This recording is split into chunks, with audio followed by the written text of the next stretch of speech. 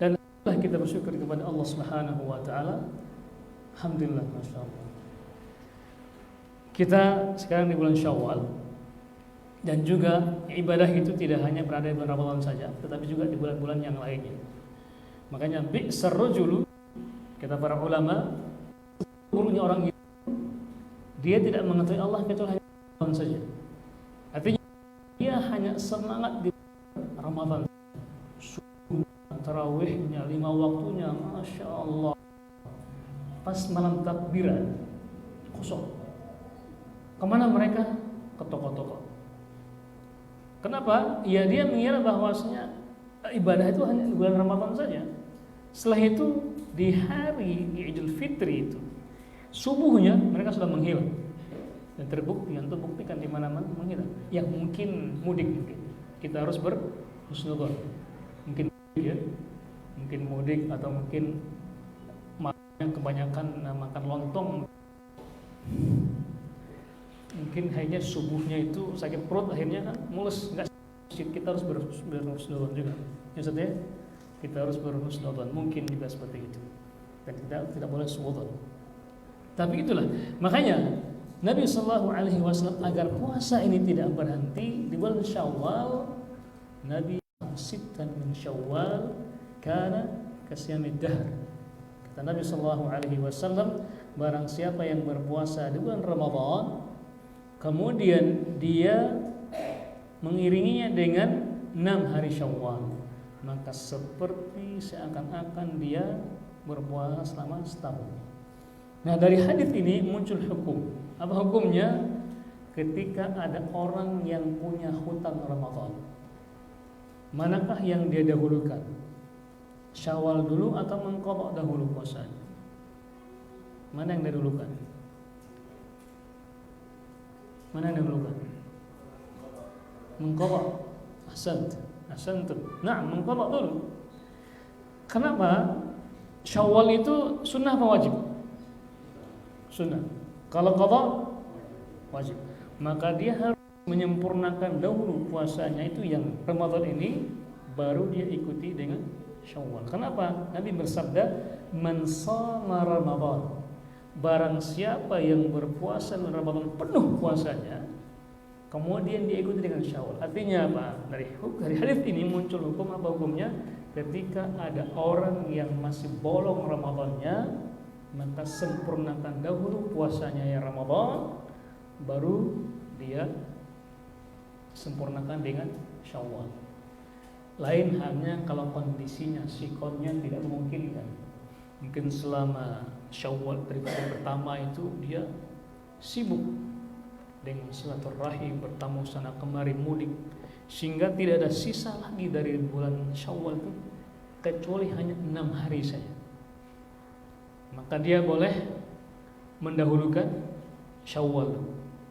Syawal harus itu mengqadha. Atau mungkin seorang ibu-ibu yang juga Syawal ternyata nggak ketemu gitu loh.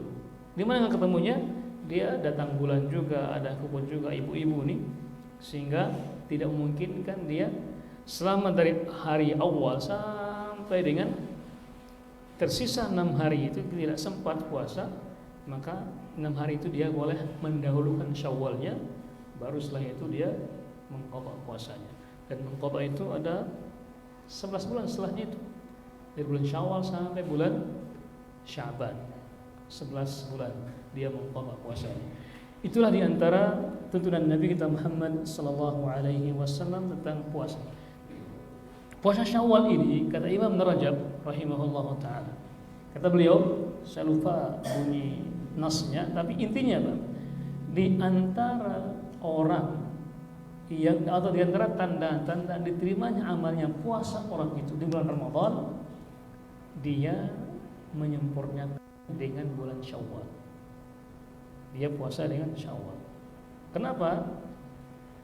Justru di bulan Syawal itu godaannya lebih daripada bulan Ramadan.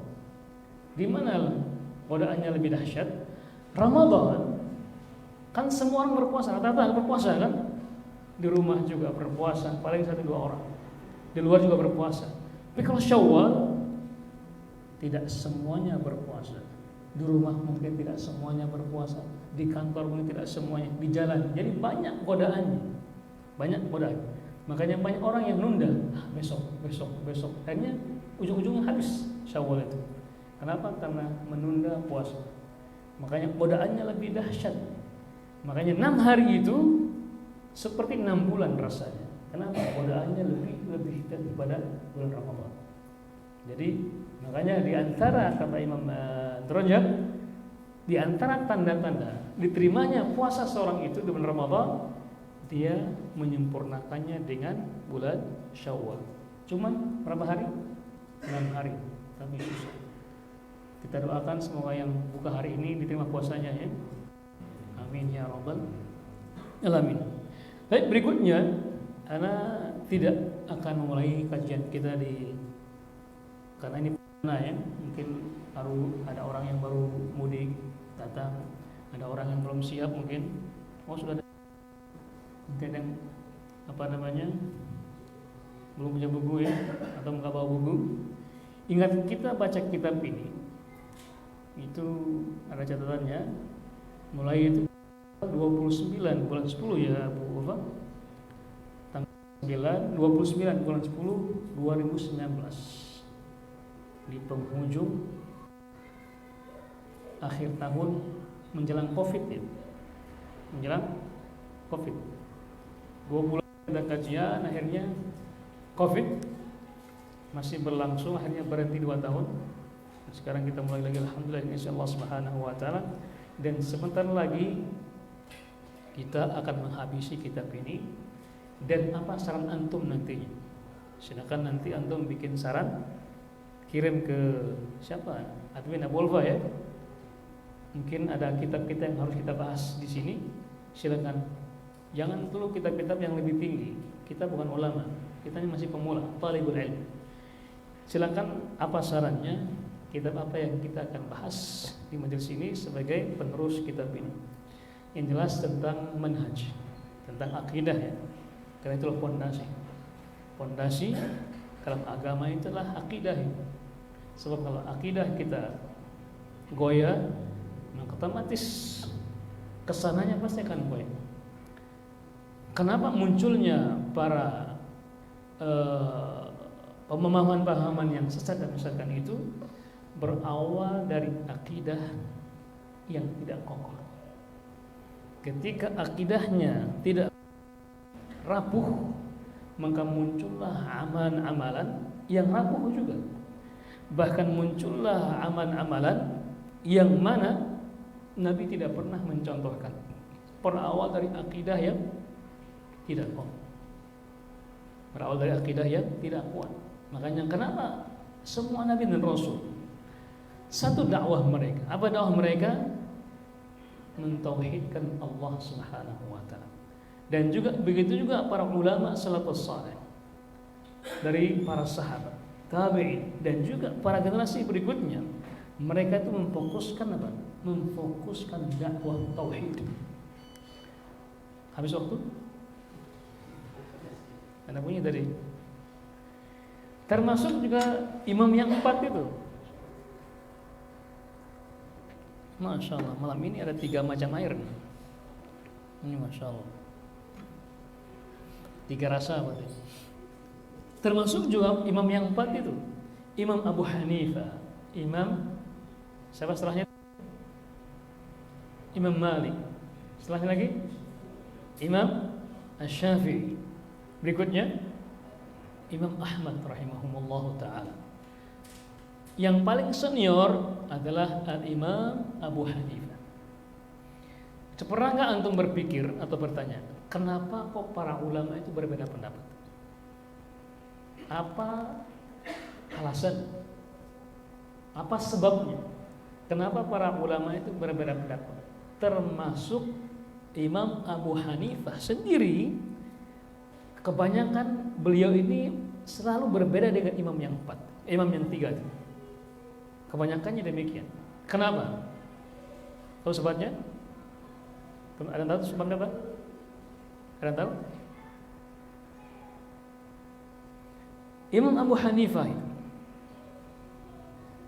hidup di masa-masa di mana ilmu belum berkembang dan kitab-kitab rujukan belum ada, dan juga kitab-kitab hadis belum dibukukan oleh para ulama, sehingga ketika beliau mendapati masalah atau ditanya oleh para murid-muridnya, beliau berusaha menjawab dengan apa? Dengan apa yang beliau miliki dari logika beliau. Logika. Makanya beliau untuk melihat di buku-buku atau di mazhabnya Abu Hanifah itu sering mendahulukan logika daripada dalil. Kenapa? Pada saat itu hadis belum seperti sekarang. Antum sekarang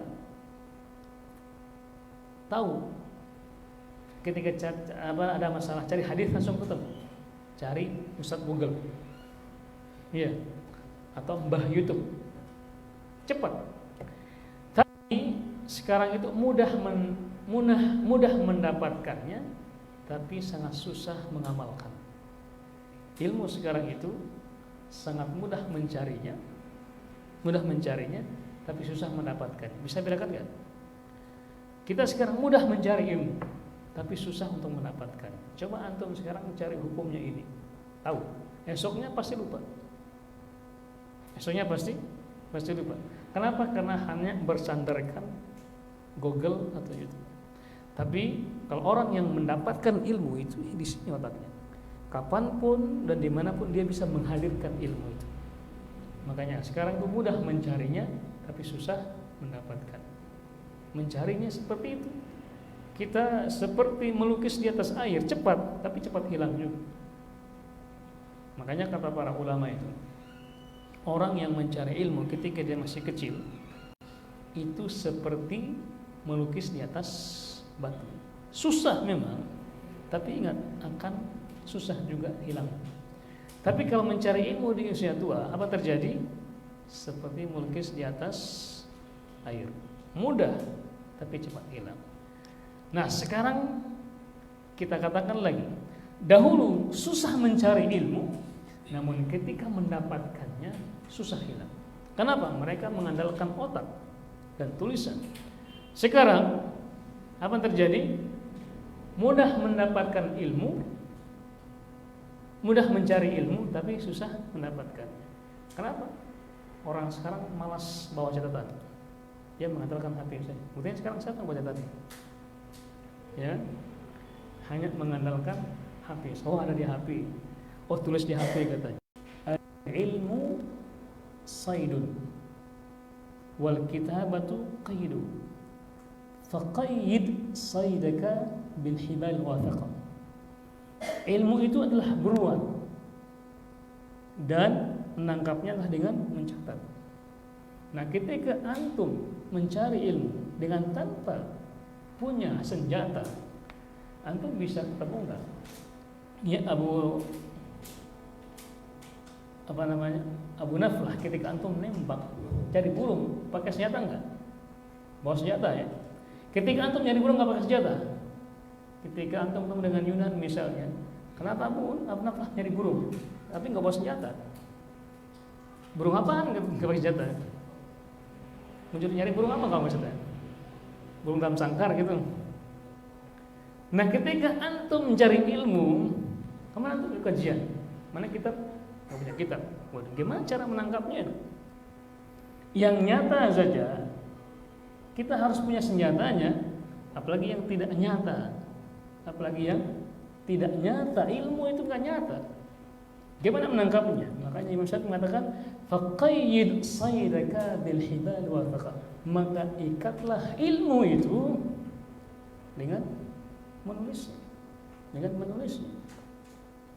Ingat para ulama itu ketika mereka membuat kajian-kajian, mereka menulis. Bukan dengan hanya berceramah ini. Kalau mungkin ceramah ini nggak ada paket data, nggak bisa dengar. Tapi kalau dengan menulis kitab, ada kitabnya, maka kita bisa menjawab. Makanya para ulama dahulu, ulama itu mereka menghabiskan umur mereka dengan menulis. bukan dengan ceramah seperti ini. Ceramah ini ya ada paket bisa kita buka, kalau nggak ada paket nggak bisa hilang gitu saja. Tapi kalau dengan menulis bisa dikumpulkan dan juga bisa dibukukan. Jadi kita harus bisa menulis, mencontohkan para salafus saleh. Jangan sampai kita ngaku bermadhab atau berakidah seperti para salafus saleh atau ngaku sebagai salafi, tapi cara mereka dalam mencari ilmu kita nggak pernah ngikutinya. Jangan sampai kita kalah dengan umat sebelah, umat Nasrani. Mereka itu ketika di hari Ahad, kemana mereka? Ke tempat ibadah mereka. Apa yang mereka bawa? Masing-masing bawa kitab mereka. Ada nggak dibawa? Ada. Nah kita ke masjid kajian kosong ngomong, nggak bawa apa? Kemana kajian? Mana kitabnya? Nggak ada. Nggak ada pulpen, nggak ada buku, nggak ada apa. Terus gimana kita mau mengikuti manhajnya para salafus saleh, mengikutinya para ulama? Dahulu para ulama itu sudah hafalannya kuat, masih menulis. Sudah kuat hafalannya, masih menulis. Nah kita ini sudah nggak punya hafalan, nggak menulis. Kira-kira apa yang kita dapatkan? Apa yang kita dapatkan? Ayo, apa yang kita dapatkan? Ya. Makanya ketika kita mendapatkan permasalahan, ujung-ujungnya katanya, ujungnya katanya. Kita kajian di sini sudah berapa lama? Atau di mana saja kita lama? Tapi apa hasil yang harus kita kita harap, yang kita rasakan selama ini? Kita tidak berharap cuma makin banyak, walaupun bagus juga. Tetapi khasanah ilmiah kita itu yang harusnya kita pertambah dengan terus meningkatkan kualitas keilmuan kita dan keistiqomahan kita dalam berilmu ini. Kenapa? Karena ilmu adalah pijakan. Ilmu ini adalah cahaya. Kata Ali radhiyallahu anhu, al-ilmu, al-Imam Syafi'i rahimahullah ta'ala, al-ilmu nur. Ilmu itu adalah cahaya. Wa nurullah la yu'ta lil 'asi. Dan cahaya Allah itu tidak akan diberikan kepada pelaku maksiat, kepada Allah Subhanahu wa taala. Dan Ali radhiyallahu anhu ketika beliau mengatakan, al-ilmu afdalu minal mal. Ilmu itu lebih afdal daripada harta. Beliau membandingkan itu. Kenapa? Ketika orang mencari harta, ketika dia bagikan hartanya, maka semakin habis. Tapi ilmu ketika dia bagikan, semakin dia bagi, semakin bertambah ilmunya. Makanya kata beliau, al-ilmu al-malu tunqisun nafaqah wal malu yazku wa yazku binafaqatihi atau apa makal. Kata beliau apa? Harta itu berkurang dengan dia menafkahkan harta. Tetapi ilmu akan terus bertambah ketika dia infakkan hartanya. Kemudian yang beliau mengatakan lagi, al-ilmu yahrusuka wa anta tahrusul mal. Di antara perbedaan harta dengan ilmu itu akan menjagamu. Kalau harta, kita yang akan menjaganya. Semakin banyak harta kita, maka semakin banyak kita harus mengeluarkan otak kita untuk menjaganya. Bertambah harta kita, maka harus tambah security, tambah penjagaan dan yang lainnya. Tapi kalau ilmu, semakin bertambah ilmu kita, semakin kita terjaga oleh ilmu kita. Oh ini nggak boleh, oh ini nggak boleh, oh ini nggak boleh. Kenapa? Ada ilmu. Makanya fokus kita itu harus bertambah ilmu kita dan juga kualitas ilmu kita, sehingga ketika ada masalah-masalah yang kita hadapi, kita bisa menghadapinya dengan keilmuan kita. Dengan jangan dikit-dikit Ustadz gimana ini, Ustadz gimana ini. Iya ada baik maksudnya kita cari Ustadz, tapi tidak semuanya Ustadz itu bisa menjawab apa yang antum dapati atau hadapi dan permasalahan kehidupan ini. Apalagi mungkin Ustaz yang tanyakan tuh mungkin lagi nggak punya paket mungkin. Ya, pertanyaannya panjang lebar, antum minta jawaban segera. Ustaznya nggak punya paket, makanya kalau antum nanya kirimkan juga segera sama paket-paketnya. Ya kan begitu. Ada orang yang pertanyaan simpel sekali, tapi butuh jawaban yang panjang. Masya Allah. Bayangkan Ustaznya akan nulis dengan dalilnya untuk terus mencari ilmu, ya terus menambah khasanah kita dan terus semangat. Kenapa? Konsisten itu mahal. Istiqomah itu harga yang sangat mahal. Ya mungkin awal-awal semangat, tapi istiqomah enggak dengan semangat tersebut. Karena istiqomah sangat mahal sekali. Makanya ketika ada seorang datang ke Nabi Sallallahu Alaihi Wasallam, ya, dia minta sesuatu yang bisa diamalkan, dia bisa amalkan. Apa kata beliau? Qul amantu billah tsumma istaqim. Katakanlah aku beriman kepada Allah, kemudian istiqomahlah. Istiqomah itulah yang mahal. Dan di kesempatan yang lainnya Nabi juga bertanya, Nabi tanya tentang amal yang paling dicintai Allah Subhanahu wa taala. Amalan yang paling dicintai Allah Subhanahu wa taala. Apa kata beliau? Ahabul amal ya Allah adwamuha wa amal paling dicintai Allah itu adalah apa? Amal yang sedikit tetapi istiqomah. Maka istiqomah itulah yang itu sangat-sangat berkualitas. Percuma kan banyak tapi ujung-ujungnya hangat.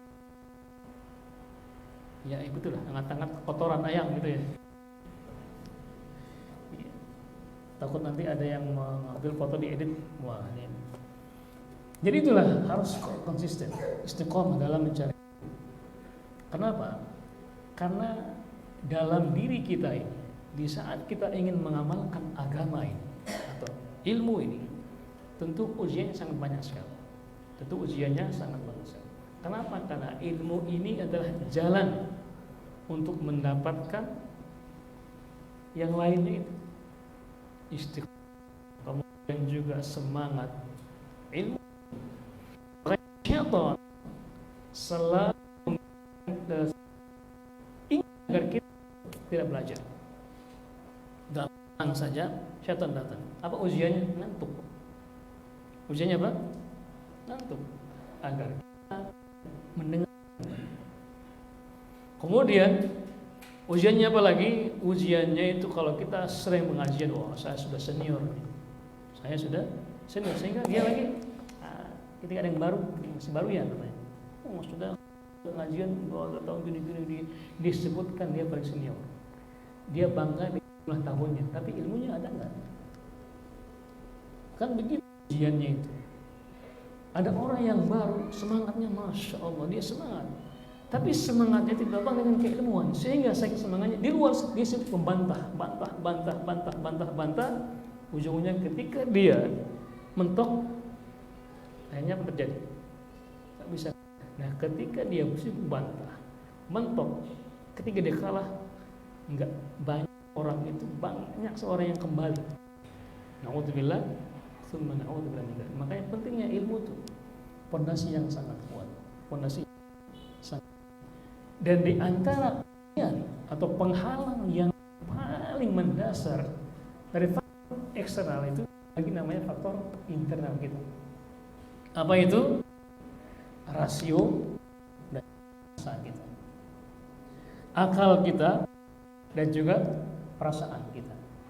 Akal kita, pikiran kita itu sering menjadi penghalang dari kita mendapatkan ilmu. Ketika ada suatu pernyataan, ada hukum, ada dalil, ada hasil dari hukum tersebut, ternyata kita menganalisa, kayaknya enggak logis sih dikatakan. Ingat, itu penghalang. Menurut saya tidak seperti itu. Ingat, itu juga perasaannya. Artinya apa? Penghalang yang paling atau yang paling mendasar orang itu tidak mau mendapatkan ilmu adalah apanya? Akalnya dan juga perasaan. Menurut saya gitu. Banyak orang yang itu hawa nafsu pasti akan mendahulukan ini akalnya dan juga perasaan. Nggak logis itu katanya, nggak mungkin seperti itu. Menurut saya seperti itu. Itulah hukumnya manusia. Makanya orang yang beriman kepada Allah, maka dia akan mendahulukan dalil, dan dia akan nanti bukan menyampingkan lagi, membelakang.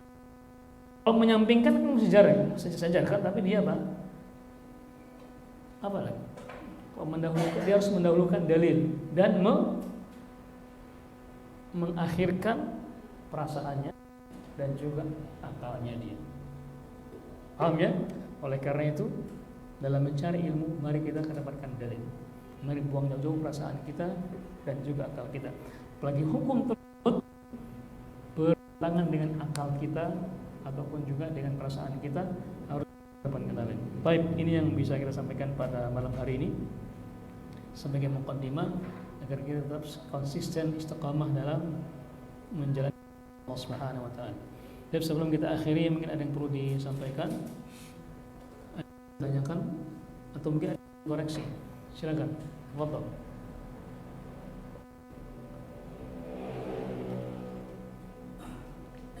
Bebas. Atau mau curhat. Silakan Yunan. Kenapa kok jodoh nggak datang? Abu Hamdi, betul. Nah.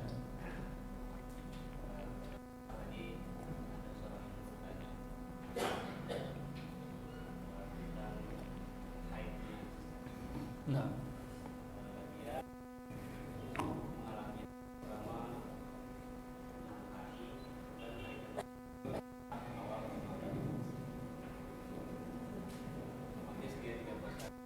Nah.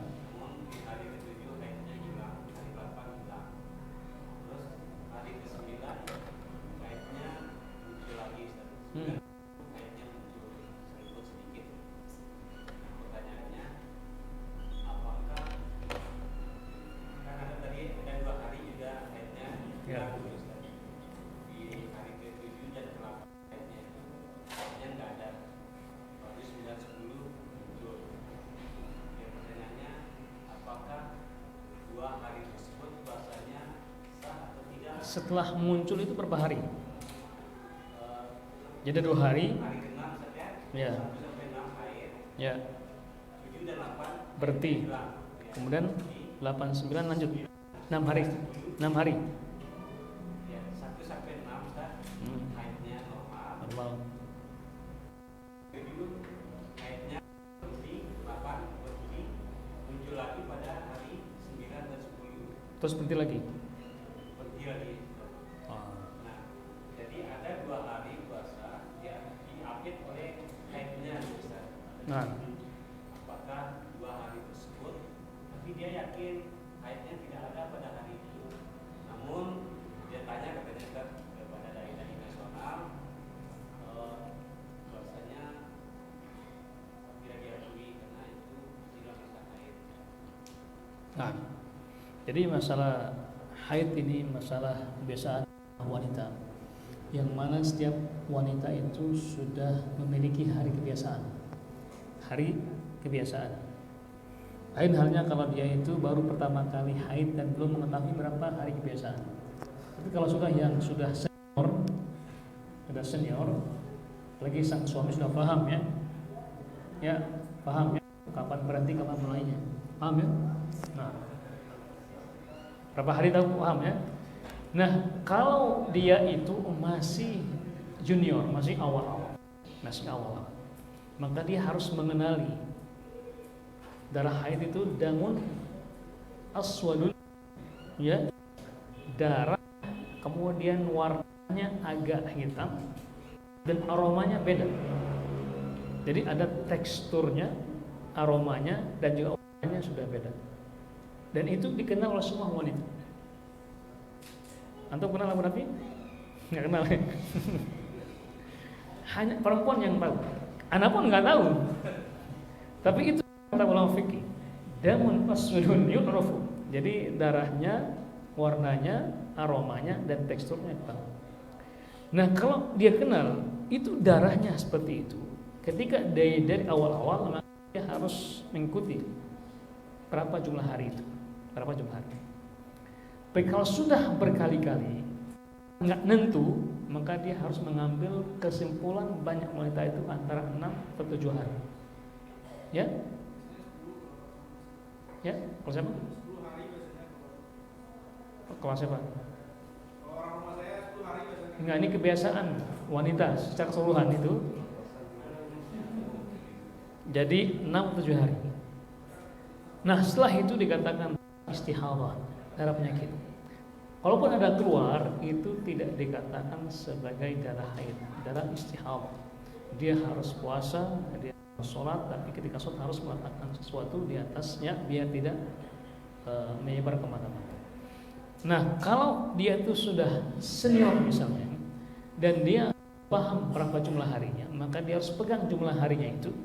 Berapa hari misalnya, selebihnya itu bukan. Maka itu darah. Dia harus berpuasa walaupun keluar. Ada di mana kondisi di mana perempuan itu ketika beban psikis otaknya, perasaannya terganggu, darahnya terkadang tidak terkontrol. Paham Abu Dhabi? Karena itu. Nah, kalau kondisi demikian, dia harus megang jumlah harinya yang tetap seperti berapa? Hari yang ke-8, ke-6, ke-7, 8, 9 itu bukan darah haid, tapi itu darah istihadah. Dia harus sholat berpuasa. Saya ngerti ya? Kita adzan dulu.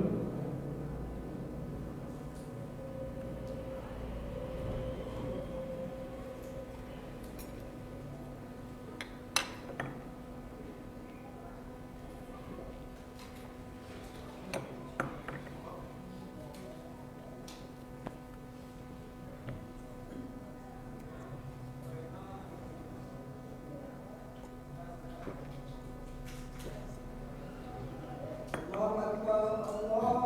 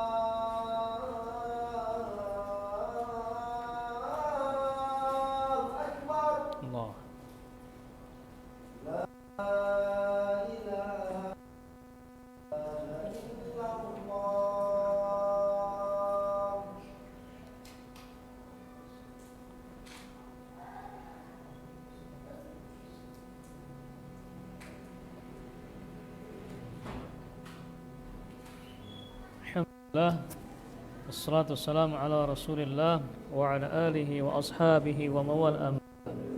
Baik, sebelum kita akhiri, ada lagi yang mau ditanyakan? Kemudian, Masya Allah. Silakan. Ini masalah dari masa Syawal, Ustaz. Nah, Seandainya kita puasa kan 6 hari, Ustaz. Kemudian pas awal Syawal, hari tanggal 2 mungkin sampai tanggal 4 kita puasa, kemudian ada halangan. Kemudian kita lanjut di pertengahan atau akhir boleh? ya boleh. Berarti tidak harus 6 hari full. Ya. Jadi 1 bulan penuh itu selain tanggal 1 Syawal, karena itu haram puasa ya.